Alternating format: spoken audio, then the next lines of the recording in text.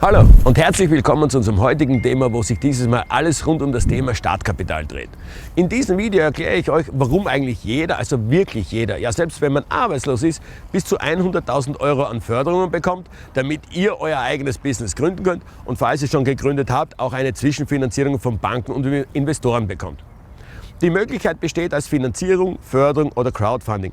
Und nie waren die Zeiten besser, um an Start- bzw. Investmentkapital zu kommen als heute. Wenn du also wissen willst, wie man ohne Eigenkapital an die nötige Finanzierung eines Unternehmens kommt und was das alles zusammen mit dem Backen einer Torte zu tun hat, dann bleib dabei.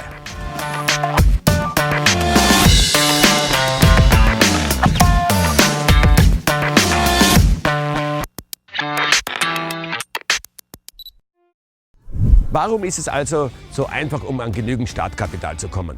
Nun, zum einen ist es die Geldpolitik der EZB und deren Nullzinsdenken zu verdanken, dass Banken, Investoren, aber auch immer mehr Privatleute ihr Geld direkt in neue Unternehmen investieren und nicht mehr auf dem Sparbuch liegen lassen, wo es an Wert verliert, oder teilweise in Aktien investieren, deren Markt aufgrund der geopolitischen Entwicklung immer ungewisser wird. Natürlich sind Investoren in erster Linie daran interessiert, dass sie ihr Vermögen mit einer für sie gewissen Sicherheit um durchschnittlich 4-6% vermehren können. Also stecken sie es in einer derzeit sehr gut angepassten Alternative, nämlich dem Crowdfunding. Grundsätzlich gibt es 3 Wege, um an frisches Kapital zur Gründung bzw. zur Zwischenfinanzierung eines Unternehmens zu kommen. Erstens die klassische Finanzierung über die Hausbank in Form eines Kredites. Zweitens die Förderung über die KfW-Bank, was gegenüber dem klassischen Kredit den Vorteil hat, dass eure Hausbank nur mit 20% des Betrages bürgt bzw. die KfW-Bank für die restlichen 80% aufkommt und so eure Hausbank eurem Vorhaben automatisch aufgeschlossen ist. Alle KfW-Förderungen mit den gesamten Gründerkrediten und Förderungen wird ermöglicht durch eine Garantie der Europäischen Union. Was heißt, dass die EU die Kreditvergabe vor allem an die Existenzgründer sowie an kleine und mittlere Unternehmen kräftig unterstützt, indem sie die Garantie für die Rückzahlung der Kredite gegenüber der KfW übernimmt. Also kurz, die EU selbst fördert jährlich mit über 50 Milliarden Euro junge Unternehmer und solche, die sich selbstständig machen wollen. Um ein Unternehmen zu starten, gäbe es noch Bürgschaftskredite und Beteiligungskapital, wovon ich aber eindeutig abrate. Neben den attraktiven Förderungen der KfW-Bank gibt es, wie vorhin schon erwähnt, das Crowdfunding, wie zum Beispiel Funding Circle, Green Rocket, 99 Funken und so weiter. Wobei diese wiederum den Vorteil haben, dass der gewünschte Betrag in der Regel schon innerhalb von wenigen Tagen auf eurem Konto ist und im Gegensatz zur Förderung oder des Kredites das Bankgespräch in der Regel entfällt. Nun, wie können sich aber Banken und Crowdfunding-Unternehmen sicher gehen, dass sie ihr Geld in die richtigen Hände legen und sie es auch wieder zurückbekommen? Ganz klar, durch einen Businessplan. An diesen können Sie nämlich ganz klar sehen, ob ihr mit eurer Idee für ein Business richtig liegt, es betriebswirtschaftlich einen Sinn ergibt und ihr auch genau wisst, was ihr tut. Wie der Businessplan funktioniert, erkläre ich euch jetzt am Beispiel einer Torte. Herzlich willkommen bei mir in der Küche. Was nun ein ausgefeilter Businessplan mit einer Torte gemeinsam hat, das zeige ich euch jetzt. Folgt mir. Nun, man backt keine Geburtstagstorte, indem man damit beginnt, die Kerzen in die Eier zu stecken, das Mehl einfach weglässt, keinen klaren Budgetplan dafür erstellt, man sich nicht im Vorhinein schon überlegt, was auf der Geburtstagstorte stehen soll oder gar für welche Person sie eigentlich gebacken wird. Was es damit zu verdeutlichen gibt, man muss eine Torte nicht neu erfinden, denn dafür gibt es auf lange Erfahrung beruhende Rezepte, denen man Schritt für Schritt folgt. Und da man solch ein Wissen meistens nicht selbst hat, ausgenommen man ist Konditor, besorgt man es sich einfach in Form eines Rezeptes.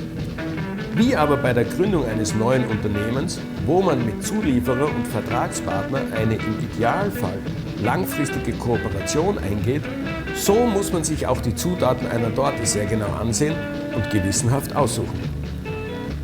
Denn wenn die Qualität der eingekauften Zutaten stimmt, man den einzelnen Schritten, die es bei der Zubereitung einer Torte wie auch eines Businessplanes einzuhalten gilt, ganz exakt folgt, man Freude daran hat, etwas Neues zu lernen und auszuprobieren, wird am Ende das gewünschte Resultat dabei herauskommen.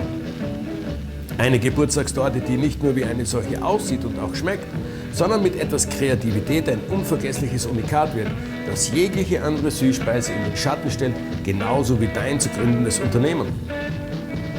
Und genauso verhält es sich nicht nur mit einem neuen oder bereits bestehenden Betrieb, sondern eigentlich mit jedem Unternehmen. Und das weltweit. Jeder, der jetzt denkt, dass die Gründung eines unternehmerischen Betriebes so einfach ist wie das Backen einer Torte, der irrt. Es ist noch viel einfacher, jedoch nur und ausschließlich nur, wenn man sich an das dafür vorgesehene Rezept in Form eines wirklich ausgefeilten Businessplanes hält. Also, wie ihr seht, eine Torte zuzubereiten ist keine Hexerei. Im Gegenteil, es ist relativ einfach, wenn man sich Schritt für Schritt an das Rezept hält, und genauso verhält es sich auch mit eurem Business. Ja. Haltet einfach das ein, was hier steht, und ihr werdet erfolgreich sein.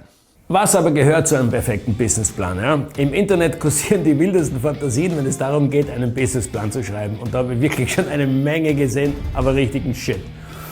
Deswegen war es für mich und meine Kooperationspartner ein eindeutiges Anliegen, dass ihr einen wirklich bankensicheren Businessplan bekommt. Sprich, damit ihr immer eine Förderung bekommt. Ja. Grundsätzlich ist aber zum Sagen, dass ein Businessplan aus 3 wichtigen Teilen besteht. Ja. Das erste Teil ist der Warum-Teil. In dem wird über mehrere Seiten hinweg beschrieben, warum ihr gründen möchtet, wie die Gründung abläuft, wer die Gründer sind, welchen Mehrwert euer Produkt für den Kunden hat, wie ihr es vertreiben wollt, welches Marketing ihr dabei einsetzt und welche Kooperationspartner bzw. Zielgruppenbesitzer ihr da habt. Ja. Danach kommt der Funny Part, nämlich der Zahlenteil. Dieser beinhaltet, ganz wichtig, private Lebenserhaltungskosten, dann die Investitionskosten, Kapitalbedarfsplan, die laufenden Betriebskosten, Ertrags- und Rentabilitätsvorschau für die nächsten 3 Jahre Minimum, Liquiditätsplanung, die Personalkosten, den Abschreibungsplan und zu guter Letzt natürlich den Steuerplan, denn diese ist mitunter einer der wichtigsten Parts, der regelmäßig Gründer nach dem ersten Jahr zu Fall bringt. Der dritte Teil beim Businessplan ist der einfachste Teil, nämlich der Rechercheteil. Ja, der zukünftige Miet- und Leasingkosten, Büromaterial, Warenkosten, Personalkosten, das wird da dargelegt. Das ist relativ einfach, die Geschichte. Wenn ihr den bequemen Weg gehen wollt, um euren Businessplan zu schreiben, dann lasst es von einem Unternehmensberater machen. Ja, kostet euch 4.000 bis 5.000 Euro. Ja. Ist aber nicht der Teil, den ich empfehle. Ihr könnt euch aber auch für den sicheren Weg entscheiden und auf unacon.de einen kompletten Businessplan downloaden, inklusive Erklärvideo, wo euch Zeile für Zeile beigebracht wird, was und wie ihr etwas eintragen sollt und auch euch für das Gespräch vorbereiten könnt. Wenn dann euer Businessplan durch den Banker oder den Betriebswirtschaftler bei einem Crowdfunding-Gesellschaft geprüft wird, ist diesem vollkommen egal, ob ihr euer eigenes Bier brauen wollt, ein Transportunternehmen gründen wollt, am Mars fliegen wollt oder einfach euer Produkt über Online-Marketing vertreiben wollt. Wichtig für den Prüfer ist immer nur das, was er wirklich kann und am liebsten tut, nämlich die Zahlen lesen. Ja? Dass der Businessplan dabei vollständig ist und die Zahlen stimmen, ist seinem Verständnis nach selbstverständlich. Ja? Bei diesem Banktermin ist es auch wirklich wichtig, dass ihr für die Fragen des Bankers vorbereitet seid. Und das werdet ihr nur dann sein, wenn ihr euren Businessplan selber schreibt. Um euren Businessplan, aber der kann auch weit mehr als euch nur das Startkapital zu verschaffen, ja?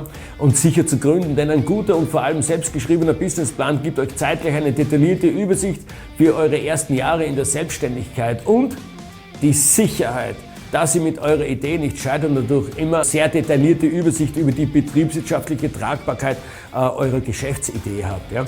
Also ihr seht, es geht nichts über einen Businessplan. Ja? Wichtig dabei ist aber immer, dass ihr als Neugründer einen Businessplan einreicht, bevor ihr euer geplantes Unternehmen in Form einer UG oder GmbH oder whatever gründet. Ja?